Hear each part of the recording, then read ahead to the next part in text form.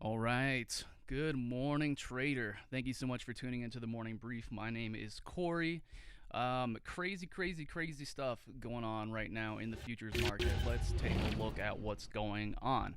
So, yesterday you can see we had a trend day, and we went up on really low volume. If we look at the daily chart that's right here, you can see the volume relative to the historical average, and you can see how low this is. So only 974 contracts traded. Typically, if we get under a million on the ES, it's considered abnormally low volume. One thing I also want to point out while we're here on the daily chart is we are above 2 standard deviations of VWAP on last month's VWAP. So that basically tells us that we are very extended at the moment. I suppose it's to be expected. Breaking 4,000 was a really big deal, so I'm not overly surprised that there were a lot of shorts that got trapped down here. If we look at Delta yesterday, you can see Delta. Actually, excuse me. This is that's actually a different Delta. That one shows the amount of volume coming in on the uptick versus the downtick. But if we take a look at the regular cumulative delta, when I get it up here, I can guarantee you that delta was short all day long, which basically tells us that what just happened? And okay, sorry, I think my antivirus malware bytes is tripping for a second. Okay, here we go. So now I can switch my deltas around. Sorry about that. So I'm going to switch it to normal cumulative delta, and I can guarantee you that it's going to be short. Let's take a look and see what happened here. Okay, so yeah, so basically Delta was downtrending pretty much all day except for the huge spike at the end of the session, and then you can see a very big sell-off. So basically what that tells us is that the shorts they were aggressively trying to pin this down, but they couldn't. And then when we spiked up really hard on the close, which I totally called that, by the way, I've got proof in the Discord, all these shorts got trapped out. So basically, this is the overnight session. One thing that I wanted to point out is this really big anomaly right here. So you can see the point of control is absolutely huge. So in this overnight session, we traded for how many hours is that? 15 to 23:15. So we traded for 8 hours in a 4-point range. 8 hours, and we only moved $4. Insane. So basically what that tells me is that we may be setting up for something called a long liquidation break. You can go back in my previous TikTok videos and I have an explanation of what that means. But basically, when you have the point of control all the way down here at the bottom of the range and price has moved up substantially, basically what that tells us is that price may have gotten too far away from value, and therefore it may snap back really hard. So basically what that tells us is that the longs may have gotten too long, and therefore it can create a really big reversal. So basically what I'd be looking for today is I want to see whether or not this point of control in the overnight session is going to hold. If the market comes back down here and tests the POC, it's most definitely neutral at best. So, and considering how much time we spent trading down here, I wouldn't be surprised if we do that. That being said, though, we are gapping up. So, based on my rules, I'm primarily long biased. So, and anytime we're gapping up, I'm always going with the gap. 99% out of the time. Sometimes I will fade the gap until it closes and the gap fills, and then I will get long again. But that's the only time that I'll really get short, is if I am like fading the gap for a gap fill, and then I switch directions once it fills and then get long again. So, okay. So that's basically my bias today. So I am primarily long. However, I am very, very skeptical about whether or not we can hold these levels because of the way the point of control looks, and because the fact that we are way, way, way away from VWAP. So that is my bias for today. Oh, and also the fact that we went up on extremely low volume yesterday. There's so one thing about auction theory, and I think this is a really important thing to understand. It's the most basic thing when it comes to trading. So just like at an art auction or whatever, um, it's gonna look like this: the amount of bids, right? So when you're down here, you're gonna have a lot of people bidding. Okay, say it's like for a painting or something, and the further that you move up, sorry, I'm gonna do something like that. So down here, a lot of people bidding, and the further that you move up, the less and less people that you have that are going to be bidding until there's one person left that wins the auction. So as you can see, with a healthy, normal auction, volume, so the number of people bidding, that's what we're going to consider volume. Volume decreases as we move higher. So you've got heavy volume down here and very low volume at the top. Now, does that seem anything like this trend with our volume down here? We've got heavy volume down here when we were around VWAP, and now that we're really high up, volume's very low. So that is a really important thing to pay attention to. Also, one thing that you want to pay attention to is yesterday we were trading like right to key levels. So we traded right up to 4,000.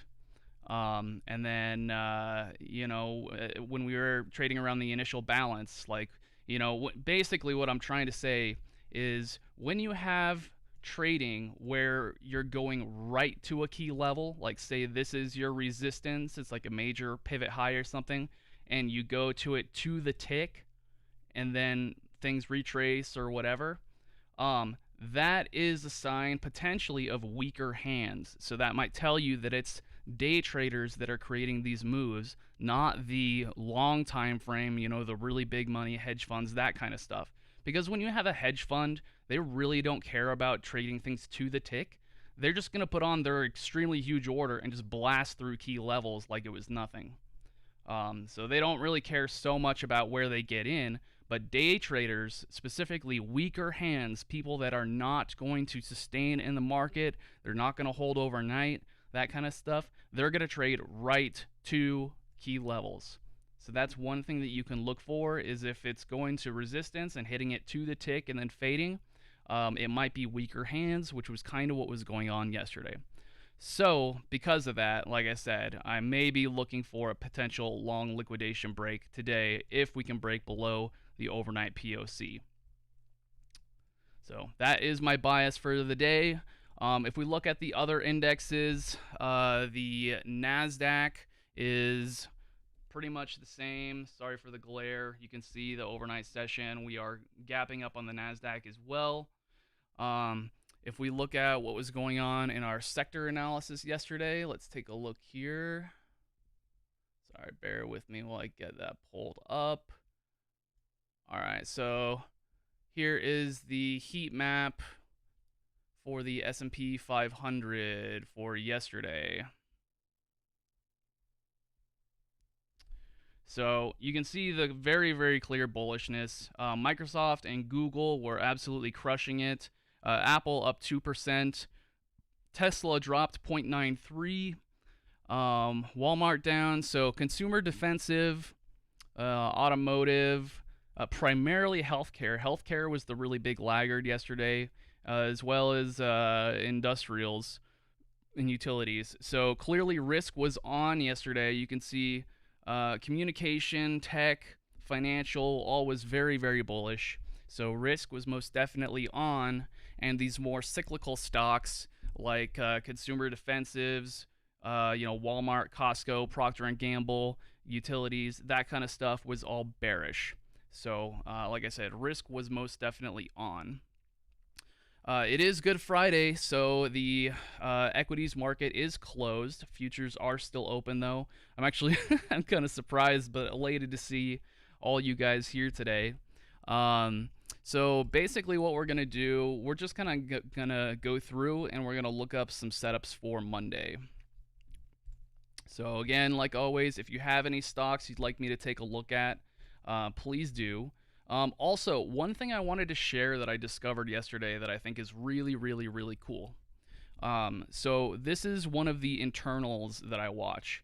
Now, if you don't know what an internal is, so an internal is an indicator that, let me just zoom into my list here. So they're indicators that you can watch that give you data about what's going on inside the stock market. So this is the VIX. The VIX is the most famous one, and the VIX is basically it's measured on puts. It measures puts on the SPX.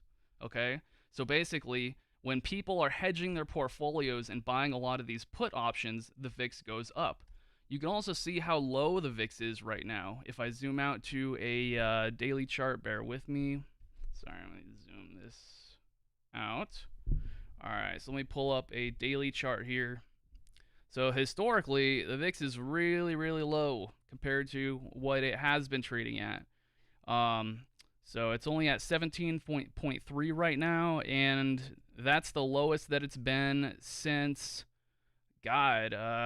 February of 2020. That's just unbelievable. Yeah, February of 2020. You can see this is where Corona hit right here, when the VIX just absolutely blew a gasket. So yeah, the VIX is very, very, very, very low, which is a little bit of a warning sign. When the VIX gets this low, it might be an indication that the market has gotten too long as well. So that's another possible red flag that we might be looking at. Anyways, so back to the whole thing about with the internals. So one thing that I discovered yesterday, this is called the tick. Okay, the ticker on TradingView is tick.ny. You can see it in the top left there. Okay, so basically what this tells you is it tells you how many stocks on the New York Stock Exchange are on an uptick versus a downtick. So for me as a scalper, this is a really, really, really powerful tool because the S&P futures tend to trade along with this. So you can see at the end of the session yesterday when we had that really, really big spike, you can see the bullishness. We've got lots of consecutive green candles here on the 5-minute chart. So basically what I do is I will watch this and it will tell me how many stocks are upticking versus downticking. So when it gets up in this area, that's why I drew these kind of lines. If it breaks above the magenta lines, it's, going really, really, really strong.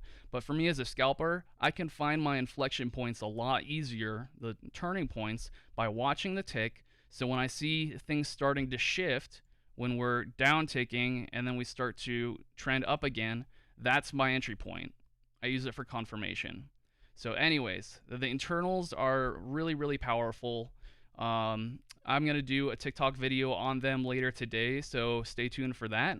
And I'll kind of explain what the, the good ones are. Another one I discovered recently, this one is called the total volume. The ticker is TVOL, TVOL. Oops, sorry. You can see on the top left there. So basically what I do with this one, I use it on an hourly chart to gauge how strong volume is relative to the historical average. So you can see yesterday, the length of the opening volume was way bigger than the day prior. So that gives you an indication about momentum.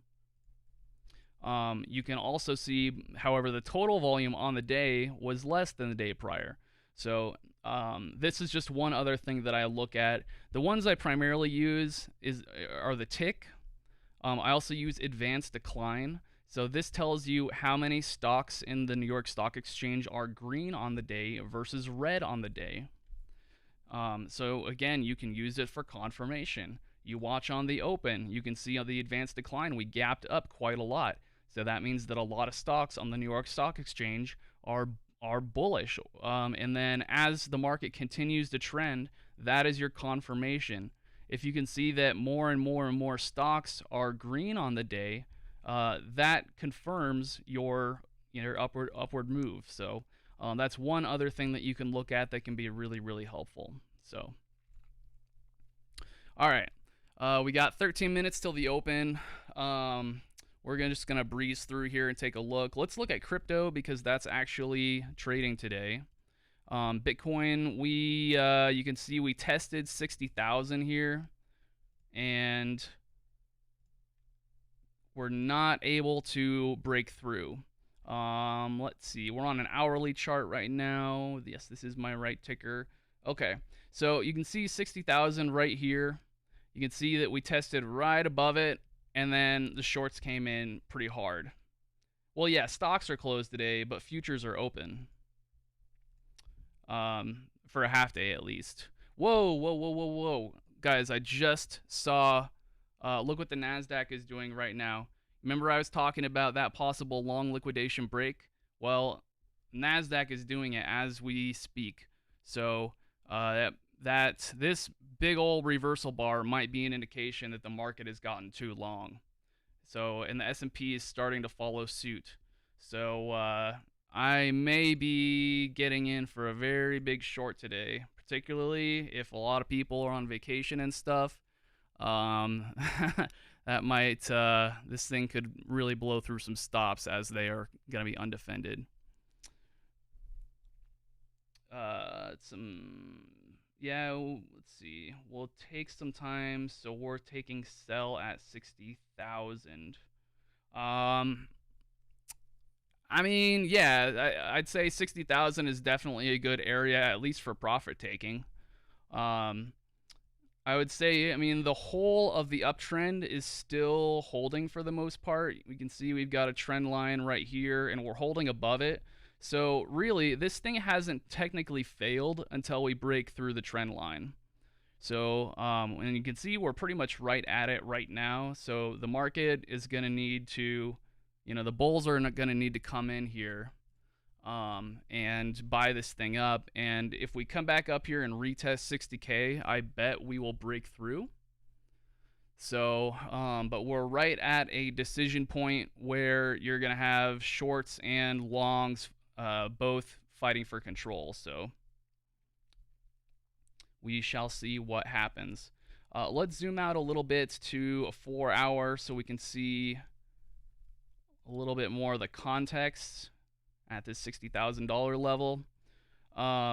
So you can see it's a bit of a weak high right here. So I can bring this previous weak high over, and I'm going to zoom in for you. So, of course, I don't know if, oh, dang it, I just moved my level on accident. So a weak high is basically a double top. And I know so many of these amateurs will teach that a double top is a bearish indication. And in this instance, it was in the short term. But anytime you have a key level like this where it's gotten tested basically, I mean, like almost to the tick multiple times, these levels, the more times you bang into them, the weaker they get. So the fact that we have hit it 3 times now is definitely an indication that Bitcoin, people out there are still valuing this thing higher than the 60,000, and therefore they are willing to buy above that level. So I think the chances of it breaking through are pretty good. All right, I'm just going to take a peek back at the Nasdaq here to see what's going on. So you can see Nasdaq is continuing to drop here. Sorry, my data is reloading here really fast.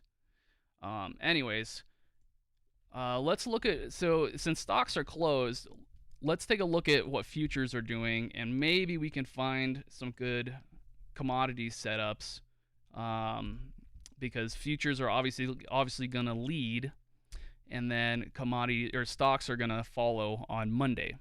So oil, this is ticker CL. This is the oil futures, and you can see that this level down here around $60, or excuse me, $59 is holding pretty well. We do have a little bit of a weak high right here at 62. So potentially, if oil's able to break through this resistance and get back above $62 today, then I think stock, um, if you're trying to trade like the leveraged oil stocks, or excuse me, the leveraged oil ETFs, that would be a really solid play. So I mean, you guys have such a huge advantage trading stocks because you can watch what the futures do in the overnight session, and then you can make a much more informed opinion when it comes to trading your ETFs and everything like that. If you guys didn't know this, futures actually trade on Sunday. So for me, I'm on the west coast of the US. I can start trading futures when they open at 3 p.m. in the afternoon on Sunday. So what that tells you is that you have like 16 hours or something like that where you can see what the futures are doing before the open. So that can be very, very, very informative. So basically, if oil's able to break, then you could go over to some of your, I guess, can you guys remember? I know drip is the inverse. This is the bearish leveraged oil ETF. Does anybody know? I mean, I know UWT was the leveraged oil ETF to the long side. Does anybody know of another one, a leveraged oil ETF that goes long? Let me see if I can Google it. Leveraged oil ETFs. Okay.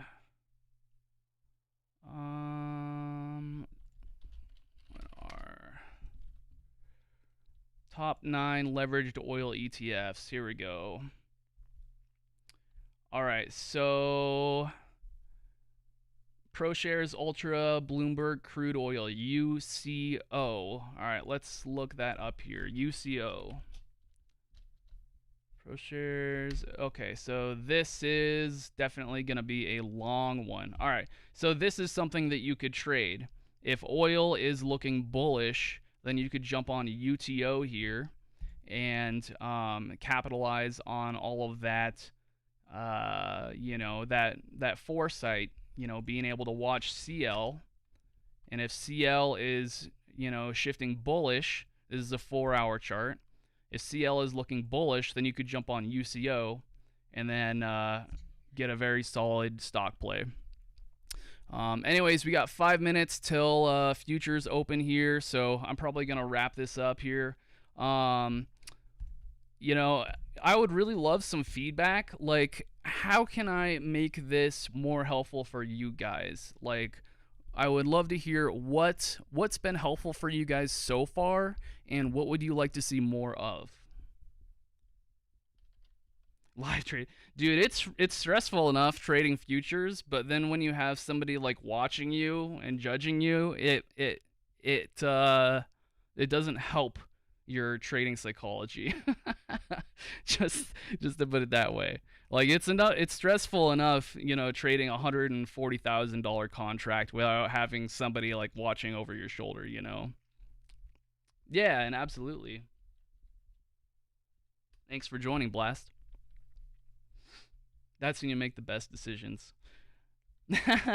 I totally agree with that. The accountability is phenomenal. I think that is a really, I mean, I personally have had, accountability buddies in the past where, we will look at each other's stats, and, if somebody's screwing up, we'll kind of slap them on the back of the head and that kind of stuff. So I totally recommend that. If you guys want to hear more about accountability buddies and how you can, have a relationship with somebody that is going to really help your strategy and that kind of stuff, I definitely recommend this book. It's called Thinking in Bets. It's written by a former professional poker player and World Series of Poker bracelet winner Annie Duke.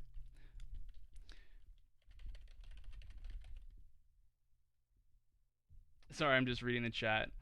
Make sure I'm making the right moves. Yeah, no, I would love that, to have a little angel on my shoulder to counteract the devil that is very, seriously got his claws in. But anyways, this is my website. I don't know if you guys have ever been on here. So I do actually have a website. This is the tradejournals.us. Okay. And I have some videos on here. This one is on the volume profile and how to use prior day analysis. So this is really like a lot of important information about how I actually come up with my bias on a daily basis. I also have my blog here, and I haven't updated it in a little bit because most of my stuff I do is on TikTok nowadays.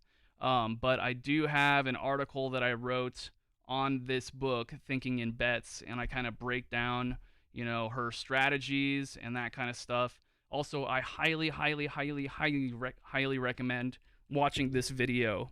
It's when Annie Duke talked at Google, and she just talks about how you make more informed decisions when you have to bet on something. Like if somebody's talking about, oh, I think it's going to rain today, and they're like, oh, you want to bet? And then that actually makes them have to introspect a little bit more and think about, okay, what really are the odds here? So anyways, guys, we got two minutes till the open here. I'm gonna take off. Sorry to disappoint you there. But yeah. Anyways, so like I said, I'm primarily looking for longs today, and this will definitely determine what happens in stocks on Monday. So I highly recommend that you guys take a look at futures on Sunday night. The ticker for the futures S&P contract is ES, and as you can see, since we're trading contracts and the contracts change every couple months, so this is the contract we're currently trading. So it is the June ES 2021 contract. If you go on TradingView, what you can do though is you can just put in the ticker ES1 with an exclamation mark, and that is the continuous contract, where it will just kind of blend all the former contracts together, and you don't have these gaps, and you don't have to know what the the front month or the shortest contract, the one that people are trading the most, is. You don't need to know what that specific contract is. So like I said, you just go in your tickers here. You can even just type in ES and it comes up, E-mini S&P futures, and then just it's the first one down, continuous current contract in front, ES1 exclamation mark. So like I said, take a look on that at that on Sunday, see what's going on. Market is gonna have some low volume today, but this activity on the Nasdaq is definitely giving me a point of pause. So awesome. All right, guys. Well, am I sure futures are going to open? Yeah, absolutely. Is my data? Yeah, my data is connected. Yeah. 4,027. Yeah, I mean, you can see all of this overnight activity. Well, hold on. Let me see what the hours are right now, because I don't see price movement. What the hell? I wonder if it's the second half of the day that's open. Hours, futures trading.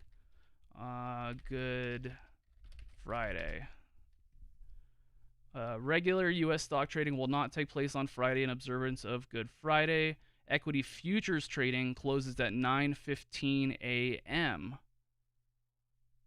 Ah, you're totally right. Wow. That's super weird, because holidays, it's usually the morning is open and then they close in the afternoon. All right, well, it's gonna open back up midday. I mean, futures typically are only, well, crap. I wonder if that means it's gonna be closed all weekend. Huh. Markets closed on Good Friday. Well, this is really disappointing. CME Group Holiday Calendar. Okay, here we go. So Good Friday. Where are we at here? Good Friday. All right, here's the Excel spreadsheet for the trading hours. Why can't they just give us an actual calendar? CME Globex.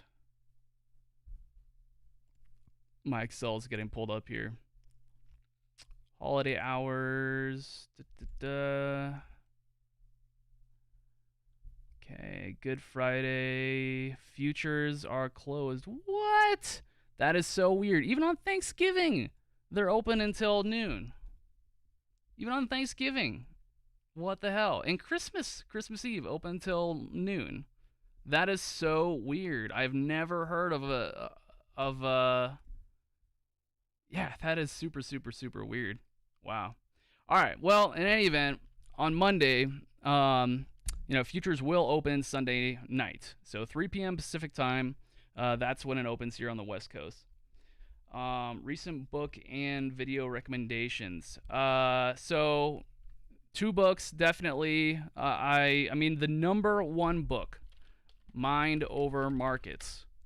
This book completely changed the way I trade. And my long-term bias, like my understanding of what's going on in the long term, is so goddamn good lately. Man, my bias, like, before the market opens, I always come up with a bias and I say what my primary belief is as per what the market is going to do. And I always have like a variation of that. So instead, if it goes to 4,000, like maybe it goes to 4,020 or something like that. So I always have a primary, a variation, and then like an opposite. Like if the market does completely the opposite of what I think it's going to do, like what is it going to do in that instance? So basically, yeah, you too, bud. Thanks for joining.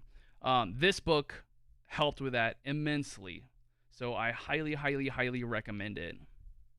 Mind Over Markets is written by Jim Dalton. He is my personal hero. This guy, when trading around the profile, like now we trade on the volume profile primarily. This book is actually written around the idea of the market profile. So before you could get good volume data, people were trading the market profile, and Jim Dalton, the guy that wrote that book, he's the pioneer of trading around profiles like this. So that's the main concept around the book, but it's seriously just amazing. And then Thinking in Bets, this is another really good book. It's one of those books that is kind of designed to help you with analyzing your decision making process, understanding your own cognitive biases and that kind of stuff, and how to think better when you have to make really fast decisions when you have unknown information, basically. Which clearly the stock market, there's a gazillion unknowns. Like nobody knows what the market's going to do next. But this book is really good about just how to analyze your decision making process, basically. Yeah. So those are the 2 main ones that I would definitely recommend. But yeah, I guess since the market's not going to open here, which is hugely disappointing, let's find some good setups for Monday here. I mean, I'm going to have to do this anyways for the weekend wrap, so you guys can hang out with me and we'll find some good setups. So let's switch to a 1 hour. All right, so we have a trend line break here on Atasa Therapeutics, and we're right at a demand zone. So you can see we had our trend line break, and we're starting to put in a really lazy V bottom. We got a 100% retracement, which is like the one thing that I look for when I'm looking for reversals like this. So I think this would be a pretty good long entry. It's currently trading at $2.15. Note that we do have an unfilled gap right here. So that would be a solid target. So like I would usually get in long right here at the V bottom and then take some profit off right when we fill the gap. And then I'd be looking for a continuation up to potentially that pivot high up at 360. So we'll just need to see if we're able to continue to the upside or if this very long-term trend line is going to come in right here. We'll have to see if we can break through that or not, basically. And that's ticker ATOS, Atossa Therapeutics. So I'm actually going to put that in my notes. So ATOS, possible reversal. And if I had to grade that on a scale of 1 to 5, I'd give it like a 3. Let's see. Coda Octopus, no. Riot Blockchain. I mean, and this is another one of those things where the stock is basically tried to a commodity, more or less, or a currency, which is Bitcoin. The only thing that concerns me is this V-top right here. So you can see that we put in this 100% retracement. So that's a little bit bearish. If Bitcoin breaks through 60,000 though, I think this would be a perfect long entry, and we're going to trap out all these shorts. So I think that would be a really solid setup for Monday if we can take out that week high on BTC. Riot Blockchain here would be a solid long. So throw that trend line in there. So I'm going to say Riot, possible continuation if BTC breaks 60K, and I'm going to grade that. I'm going to grade it a 3 as well, just because of the V-top. This is GameStop here, and it's showing some signs of resistance. You can see we got this trend line going. It was looking really, really bullish. However, you can see that we spiked up, we made a higher high, and then we made a lower low down here. So I have a feeling this thing's probably going to slip, and we're going to continue back down to the downside. I think we probably have a lot of sellers up here that are just continually offering it down. So that would be my primary bias. It could break out potentially, in which case it'd be a huge trap and it would be really, really strong. But that would not be my primary bias. So if I had to say GME, I'd be looking for a short, and I'd be probably grading that at a 4, I would say. It's hard to say. We really need more information before it confirms the breakdown. So, okay, just kind of scanning here really fast. I called this long out on Walmart on the weekend wrap. I think it was last weekend, primarily because we still have this really huge unfilled gap up here. I mean, this thing has to go a really, really, really long ways to repair that really poor structure there. So, yeah, Walmart potentially a good long, but yeah. Overall, I mean, it is showing a little bit of bearishness because we have that lower high right there. So just be careful, see what happens at the trend line, and then maybe consider getting long. But yeah. Anyways, all right, guys. Well, I'm going to take off here. So like I said, take a look and see what futures are doing on Sunday night, because that very clear bearishness in the Nasdaq. I mean, this thing could sell off really, really, really fast. It's right at this low volume node, which is, we have stops here. Sorry, let me turn off this light. We have a lot of stops right here. Okay, high volume node, that's where a lot of people are positioned. And right below there, we know there's stops because there's a ton of people that are long in this area.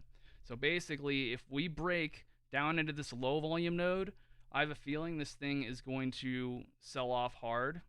We want to watch and see if we hold at yesterday's high, but potentially, considering how extended the market is, the low volume, everything like that, there's the potential for a very big sell-off come Sunday morning. So, like I said, just take a look and see what futures are doing, and then you'll make a much more informed decision come 6:30 a.m. on Monday. So.